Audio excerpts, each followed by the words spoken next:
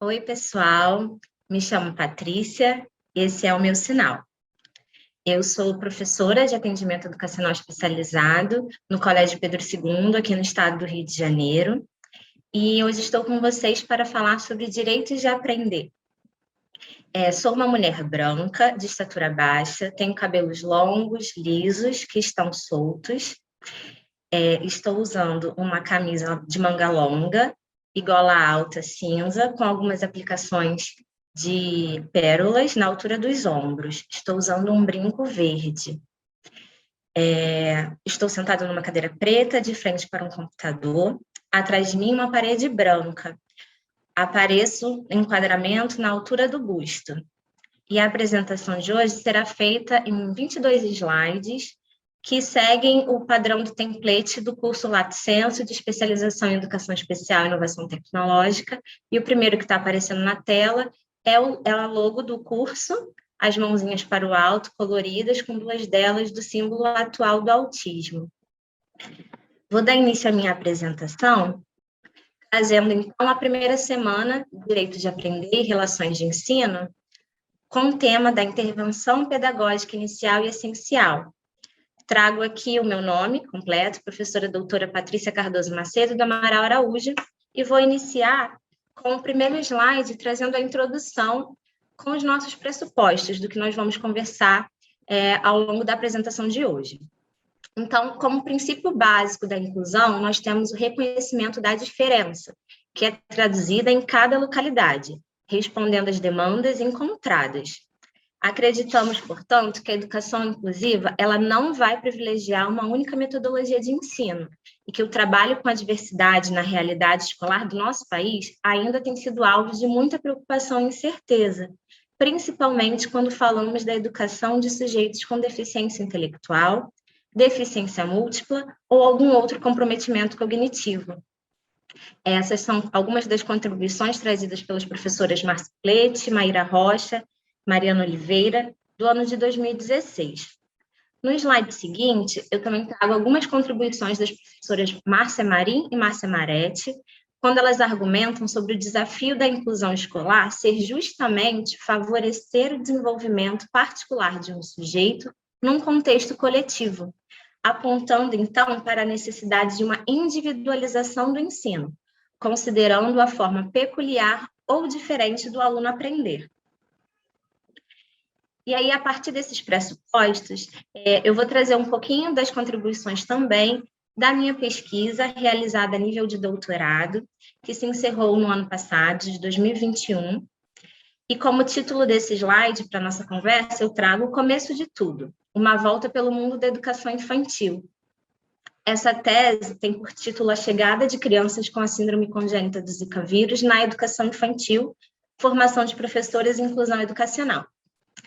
Ao lado desse slide, eu trago uma imagem, uma pequena imagem num quadrado de uma mão de um adulto segurando a mão de um bebê, que traz para a gente essa ideia do início da educação e de um sujeito, que seria um sujeito mediador, o professor, no caso da nossa conversa aqui, e o aluno, que seria essa criança ou o bebê, no início na sua fase educacional.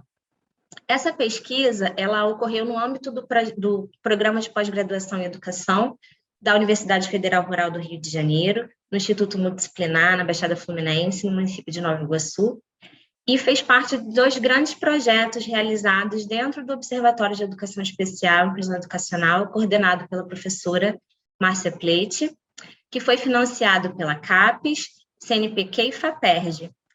Os projetos, né, e programas realizados sobre a síndrome congênita do Zika vírus, das crianças afetadas pelo Zika vírus, que vocês já devem conhecer, que resultou também nesse curso, né? Foi um dos pontapés iniciais para começarmos esse curso de especialização.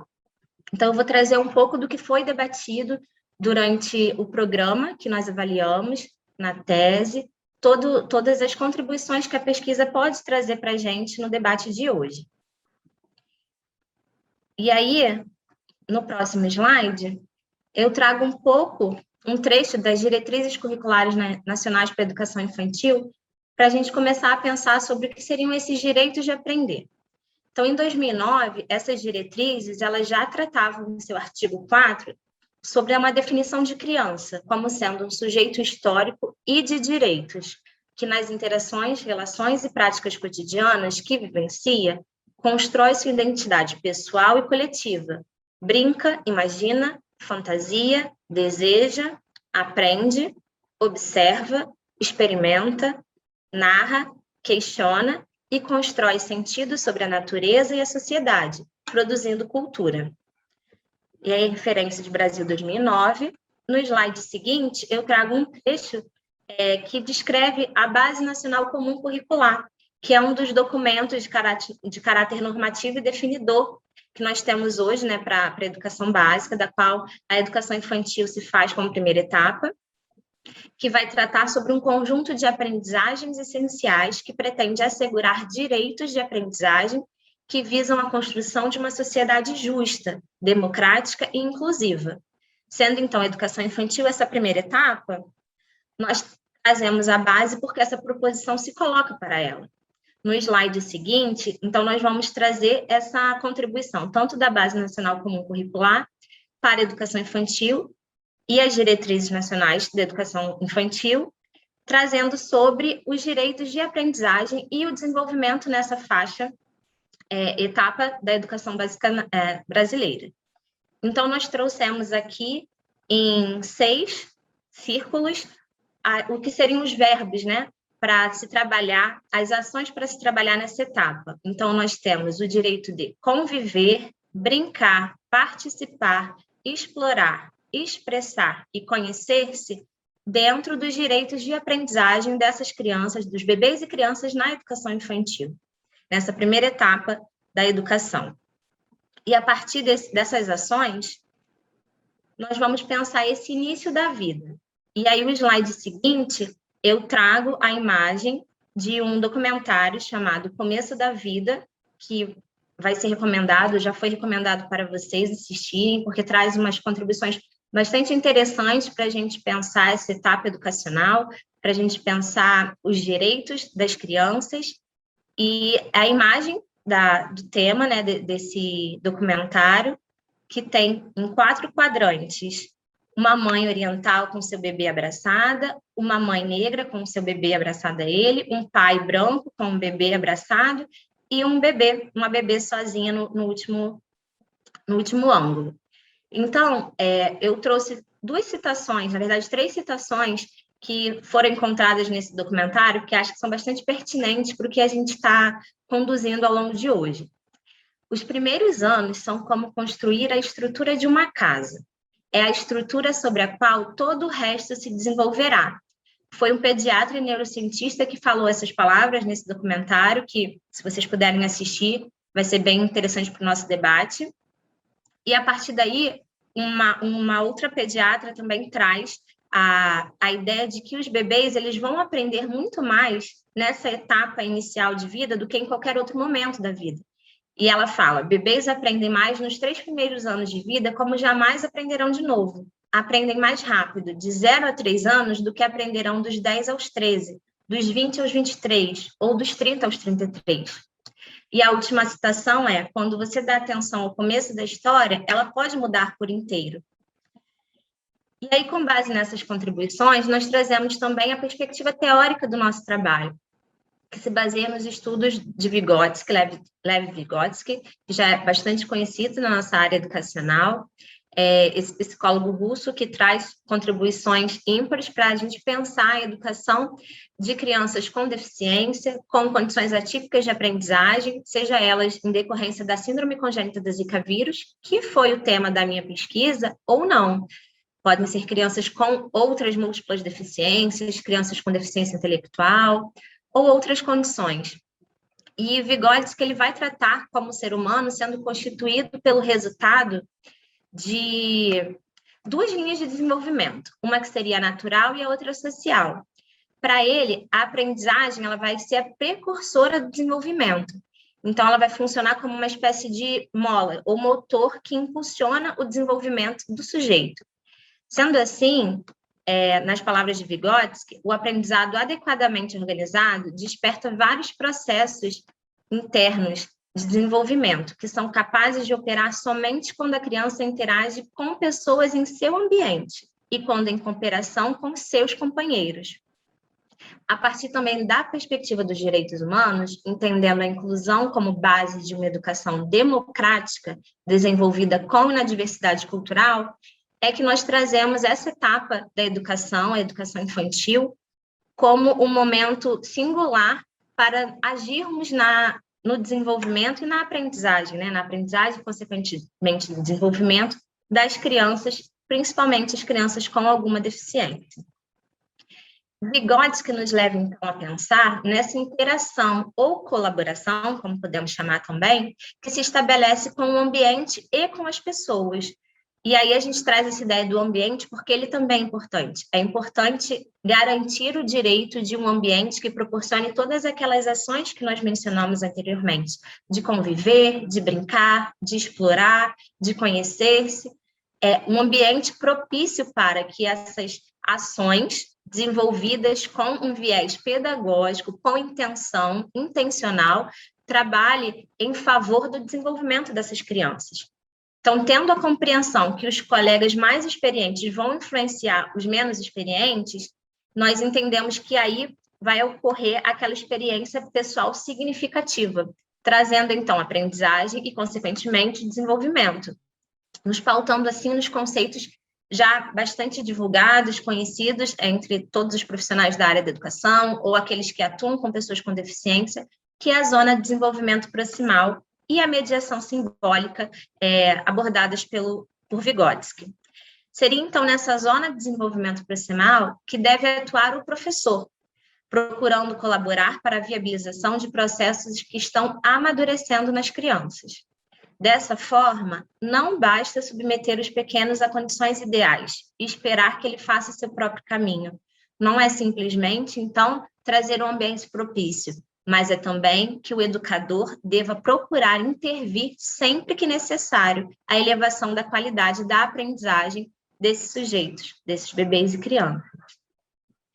No próximo slide, nós trazemos também um pouco dos conceitos de estimulação precoce, que subsidiam o conceito que nós vamos trabalhar de fato, que é tema da aula de hoje, que é a intervenção pedagógica inicial e essencial. Então, nós primeiro precisamos saber como é definida a estimulação precoce para entendermos de fato o conceito que nós estamos abordando.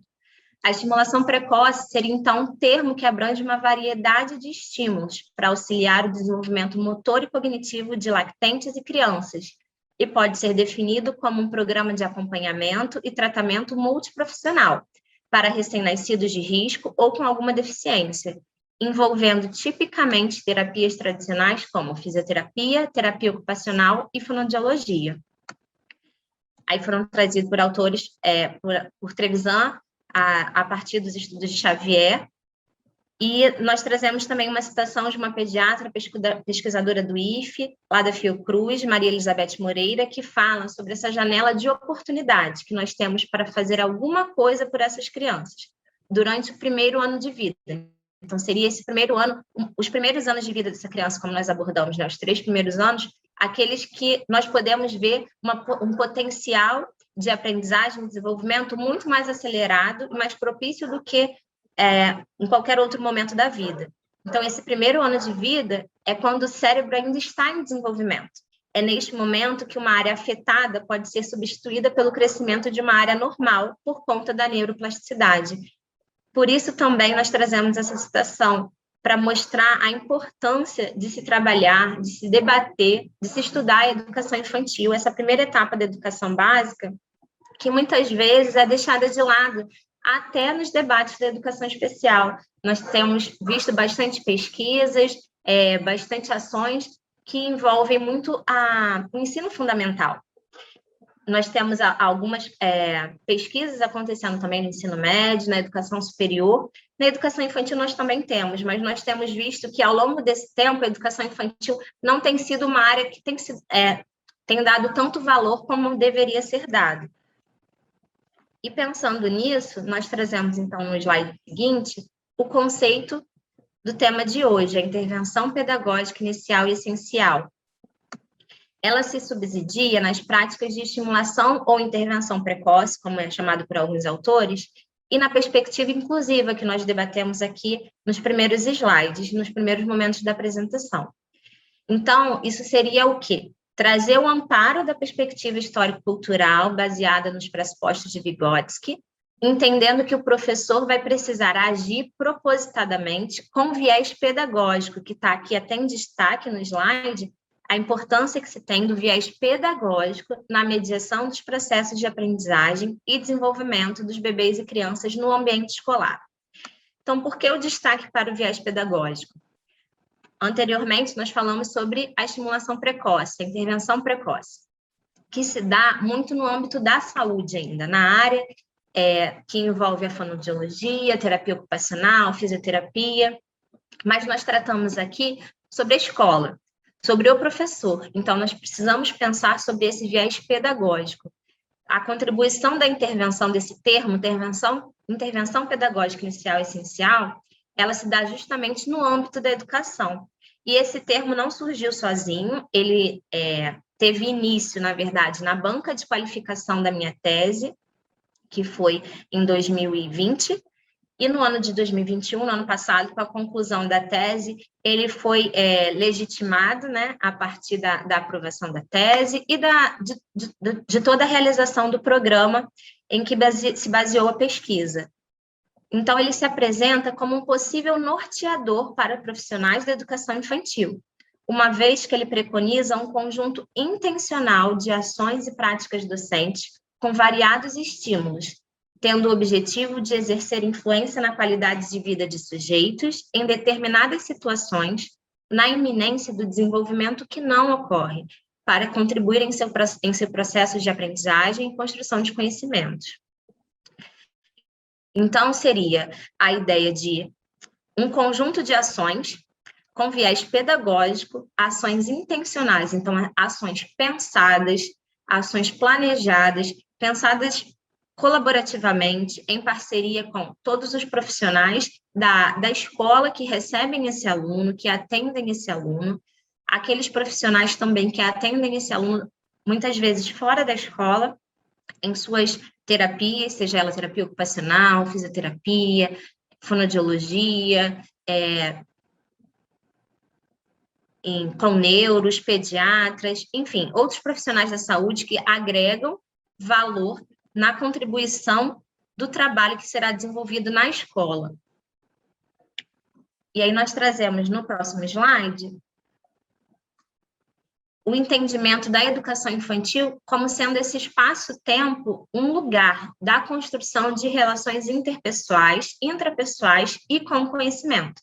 Então, a relação dessas crianças, desses bebês, com os seus pares, com os profissionais que estão ali no trabalho com eles, e com o conhecimento que acontece ao longo de toda a sua aprendizagem e desenvolvimento na educação infantil também, independentemente da idade que a criança tenha ou das deficiências que ela possa apresentar. Então, por que a gente traz aqui o ponto da idade?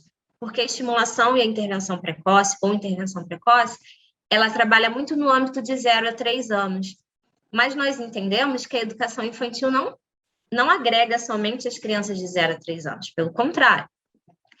Até como a etapa obrigatória no nosso país é a partir dos 4 anos. E aí a gente acaba tendo um hiato entre os 4 e 6 anos, né, que é a faixa etária que também é atendida pela educação infantil, de intervenção, já que a estimulação precoce ela vai beneficiar muito mais as crianças nessa etapa de 0 a 3 anos, nessa primeira etapa de desenvolvimento de vida. E a intervenção pedagógica inicial e essencial, ela vai trazer para junto desse conjunto de ações também essas crianças de 4 a 6 anos, que são público-alvo da educação infantil. Tanto as famílias quanto os serviços de suporte à escolarização devem ser trazidos também para o diálogo e orientados de como contribuir nas demandas educacionais das crianças. Orientados por quem? Orientados pelos professores, pelos profissionais da educação.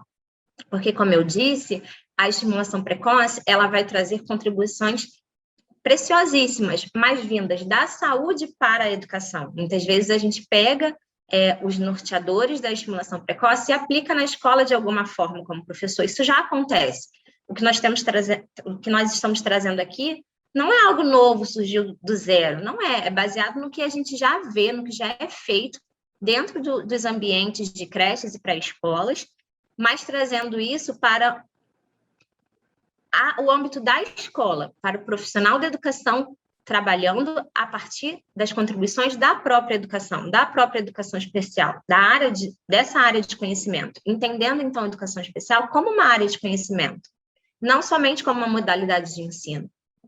Então, a partir dessa perspectiva histórico-cultural, nós vamos apontar o nosso olhar para a mediação da aprendizagem e interações estabelecidas, nos ajudando a ter a dimensão da relação do singular com a totalidade. Então, desse aluno, desse sujeito, dessa criança, com o todo, com o coletivo, do individual com o social, de todo aquilo que envolve essa criança, que envolve esse bebê, não somente dentro da escola, dentro das creches e pré-escolas, mas para além disso, para aquilo que o envolve em sua vida, seja os fatores econômicos, sociais, familiares, estruturais, de saúde, valorizando, então, a história desses sujeitos. E no slide seguinte, nós trazemos uma imagem que foi bastante debatida na pesquisa que eu trago da minha tese, que foi a rede de apoio. É uma imagem que, em seu título, traz a rede de apoio, com uma esfera grande entre equipe intersetorial, com uma esfera menor por dentro, de uma cor azul mais clara, falando da escola, uma esfera menor dentro sobre a família, e uma menor ainda seria no meio, a criança com a síndrome congênita da Zika vírus, que era o público-alvo da pesquisa. Mas, novamente, as contribuições dessa intervenção, ela não se dará somente para as crianças com a síndrome congênita da Zika vírus, ou com questões decorrentes do vírus da Zika, mas sim qualquer criança com múltipla deficiência, ou deficiência intelectual, ou outras questões atípicas de aprendizagem. Essa rede de apoio, ela é essencial para o trabalho com qualquer criança na educação infantil. Então, essa equipe intersetorial, que seria a esfera macro, a maior, é uma equipe que a gente conta, sim, com os profissionais de saúde, com os profissionais de diversas áreas, que contribuem muito para o desenvolvimento dessas crianças. Eles contribuem muito para a escolarização delas também, porque nós não podemos pensar essas crianças com deficiência sem pensar em todas as suas condições de saúde. Ela não está desassociada disso. Então, a escola, ela precisa trazer todas essas outras áreas para o debate do que é trabalhado dentro da sua sala de aula, dentro dos espaços da educação infantil. A família também precisa ser trazida, porque é aquela que passa a maior parte do tempo com essa criança, com esse bebê, é quem conhece seu histórico, é quem sabe o que passou durante a gestação, durante o momento de parto, do nascimento, durante os primeiros momentos de vida dessa criança. Vygotsky também fala disso, que a criança aprende desde o seu primeiro momento de vida.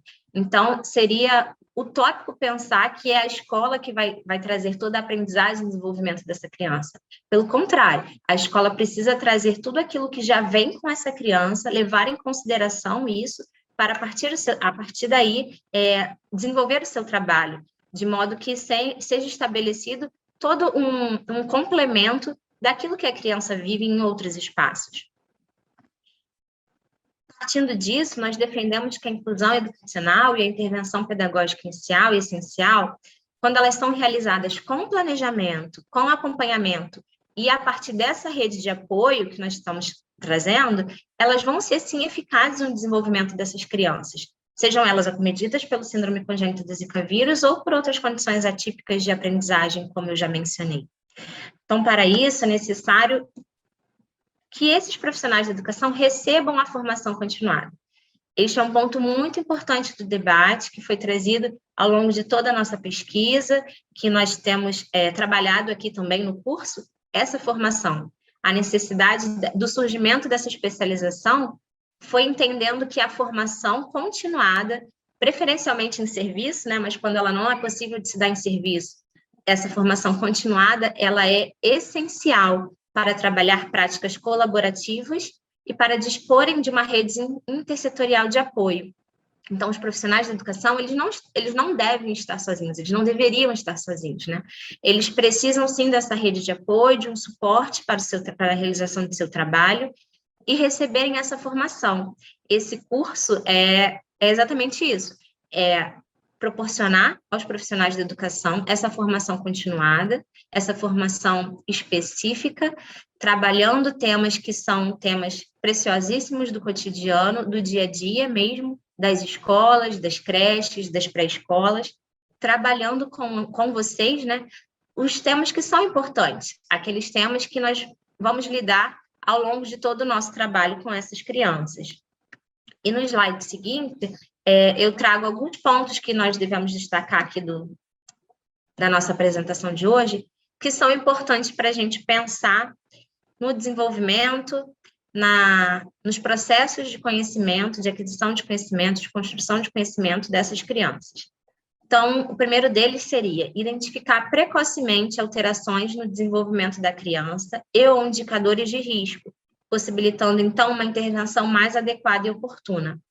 Para essa intervenção pedagógica inicial e essencial, então, nós precisamos identificar precocemente essas alterações. Entender que a educação infantil é, sim, um momento de trabalhar com essas crianças, valoriza exatamente isso, valoriza o atendimento precoce. Uma intervenção inicial, o tema inicial, o termo usado inicial é justamente esse, é pensar o início da vida, né? Lembra o tema do slide anterior? O começo da vida. É trabalhar a partir dos primeiros momentos de vida dessa criança, entendendo que ali tem potencial elevadíssimo de trabalho. O ponto seguinte seria: o bebê ingressa no mundo da cultura por intermédio da mediação do outro. Valorizar também o espaço desse sujeito enquanto bebê ainda. Pensar nesse bebê como esse sujeito que aprende, que se desenvolve, que constrói conhecimento, que agrega valor também. Lembrar que esse também é um sujeito da educação. Muitas vezes a gente fala de criança, até usamos o termo aluno, mas o bebê ele também precisa ser pensado nesse momento. E a intervenção pedagógica inicial e essencial, ela vai trabalhar muito pensando também nesse sujeito a partir dos seus primeiros momentos de vida, pensando que ele vai estar na cultura a partir do intermédio da mediação do outro. Então, pensar nele na relação com os seus pares, na relação com os professores, os mediadores dessa aprendizagem, desse conhecimento.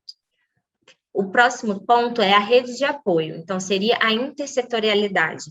A ajuda de profissionais, como eu já citei, fonoaudiólogos, fisioterapeutas, terapeutas ocupacionais, é fundamental nesta etapa, pois são eles que vão analisar em que áreas a criança pode estar passando por dificuldades para criar um programa de apoio. Então, eles conseguem nos dar dimensões do desenvolvimento dessas crianças, desses bebês, que está para além da nossa formação profissional na educação.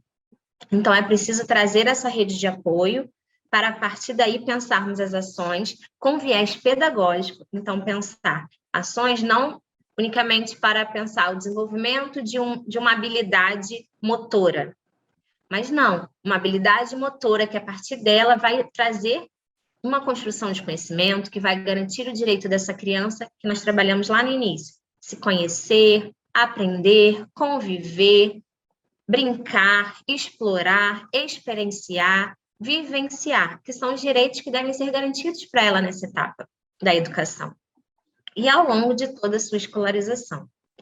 Então, o próximo ponto trazido no slide seguinte é que é importante não fixar idade, como eu mencionei, para a aquisição dessas habilidades, pois há grande variação no desenvolvimento das crianças. Quando nós falamos de crianças com condições atípicas de aprendizagem, a gente não pode unicamente se pegar a números, né? Então, a fixar a idade. Nós vamos pensar nessa criança de 3 anos que ainda não verbaliza. Se a gente for pensar num grupo, num coletivo de crianças que não tem condições atípicas de aprendizagem, as demais crianças de 3 anos, elas, em sua essencialidade, elas verbalizam. Mas nós estamos pensando numa criança com uma condição atípica de aprendizagem. Então, nós precisamos pensar nela, sim, lembrar de um grupo referência que ela faz parte, mas pensar nela a partir do seu próprio desenvolvimento, a partir do seu próprio histórico. E a educação infantil para além daquele olhar do que cuida, que muitas vezes é o que é garantido nesse espaço, né? Vamos cuidar dessa criança, vamos cuidar desse bebê. Sim, a educação infantil precisa cuidar, mas ela precisa, novamente, garantir os espaços de construção de conhecimento, de aprendizagem, para aí sim construir conhecimento. Então, é pensar a educação infantil para a perspectiva que ensina também, de práticas pedagógicas com formação técnica específica para isso. Pensar o professor como um profissional capacitado para trabalhar com essas crianças, e não um professor que unicamente vai reproduzir diretrizes norteadoras que vêm unicamente da área da saúde. A importância da educação falar para a educação, professores trabalhando a partir de teorias elaboradas, construídas com próprios professores, com profissionais de educação, com aqueles que trabalham com essas crianças. Então, a educação construindo estratégias para a educação. Esse foi um dos pontos que nós debatemos bastante na pesquisa, debatemos no programa, que foi o programa realizado na Rede Municipal de Duque de Caxias. Um dos precursores desse curso, como eu falei, é trabalhar a educação construindo suas próprias estratégias. Claro, existem contribuições das mais diferentes áreas, mas a educação tem sim capacidade para formar teoria, conhecimento, para se trabalhar nos seus próprios ambientes. Então, estimular que ensinar, motivar, aproveitar os objetos e situações, transformando-os em conhecimento e aprendizagem. Como nós acreditamos, no slide seguinte, eu trago um trecho que foi mencionado na minha tese, logo no início dela, que nós acreditamos, portanto, numa educação infantil que permite bebês e crianças vivenciar, experimentar e experienciar, aprender, reproduzir, criar e recriar, por meio do brincar e de outras formas que, de modo estruturado, contribuam em seus processos de aprendizagem e desenvolvimento. Então, o brincar, sim, é o tema essencial da educação infantil, mas a construção de conhecimento ela acontece no brincar e em outras formas também estruturadas de conhecimento que possam contribuir para a sua aprendizagem. Pensando nisso, nós trazemos as considerações finais aqui da urgência de práticas pedagógicas que contemplem não somente conteúdos prescritos nas normativas educacionais, mas também ações contextualizadas e significativas para cada sujeito. A colaboração ela é viável e imprescindível como modo de exercer a atividade docente, principalmente no trabalho com a síndrome congênita do Zika vírus, com as crianças acometidas por essa síndrome, por meio de práticas e equipe de ensino colaborativas. Mas essa contribuição da colaboração ela está para além das crianças acometidas pela síndrome congênita do Zika vírus, como eu já falei, para todas aquelas crianças que estão necessitadas de um atendimento específico, de um olhar diferenciado, de ações individualizadas, ações pedagógicas, de estratégias educacionais com viés pedagógico para garantir a elas o seu direito de aprender nesse espaço da educação infantil. E algumas sínteses conclusivas, então, dentro desse contexto atual, nos levam a captar que é imperativo à educação o trabalho de modo intersetorial. No slide seguinte, então, eu trago as referências que nós utilizamos na apresentação de hoje, as que foram citadas ao longo de todos os slides. E, por último, eu trago meu agradecimento pelo convite, principalmente na pessoa da professora Márcia Denise Pleit, da professora Mariana Oliveira, que nos fizeram um convite para estar aqui hoje com vocês. Agradeço a todos que estão aí do outro lado, assistindo ao vídeo.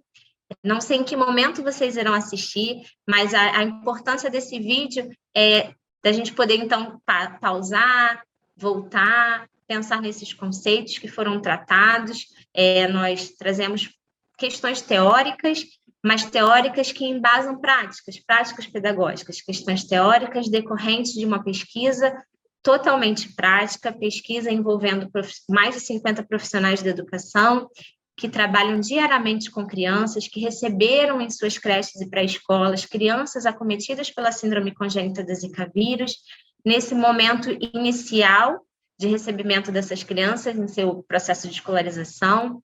Então, crianças que chegaram no espaço-tempo da educação infantil muitas vezes tendo seu primeiro contato com outras pessoas, com seus pares, crianças ainda advindas de muitas incertezas que surgiram, né, com esse vírus, crianças que se depararam também com uma pandemia diante delas, então professores que levaram o seu trabalho muito a sério com essas crianças, professores que tiveram a sua formação ainda garantida mesmo durante a pandemia. Então, foram contribuições que nós podemos trazer de um programa que ficou ao longo de um ano inteiro ouvindo, construindo com esses professores, com esses profissionais da educação. Então, nós entendemos, sim, que são pressupostos que garantem ao professor o seu direito de trabalhar com essas crianças e garante a essas crianças os seus direitos de aprender. E relações de ensino podem ser feitos com qualidade na educação infantil. Então, eu trago aí no último slide o meu muito obrigada, uma imagem em tom terroso, um marrom, uma imagem abstrata com uma folha verde e o meu contato de e-mail, Patrícia Cardoso Macedo, meu nome, @gmail.com. Mais uma vez agradeço.